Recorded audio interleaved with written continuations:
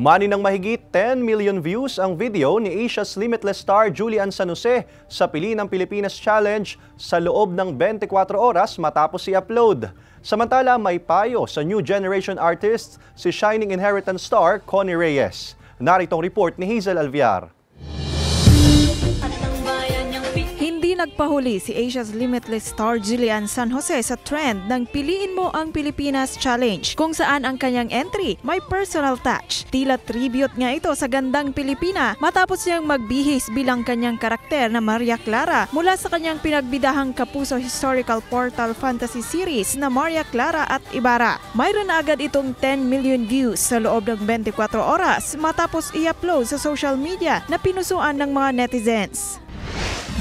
Ipinagdiwang ni Shining Inheritance star Connie Reyes ang kanyang 50th anniversary sa showbiz nitong linggo. Binigyang pugay siya ng kanyang mga co-stars ng upcoming series. Kasunod nito ay nagbigay naman siya ng payo sa new generation artists. Anya, dapat mahalin at seryosohin nila ang kanilang trabaho at hindi puro laro. Mahalaga rin daw na mag-enjoy sila sa kanilang ginagawa at hindi rin daw dapat mawala ang improvement. Abangan ang upcoming Philippine adaptation ng hit Korean drama series na Shining Inheritance sa GMA. Hazel Alviar, Balitang Southern Tagalog.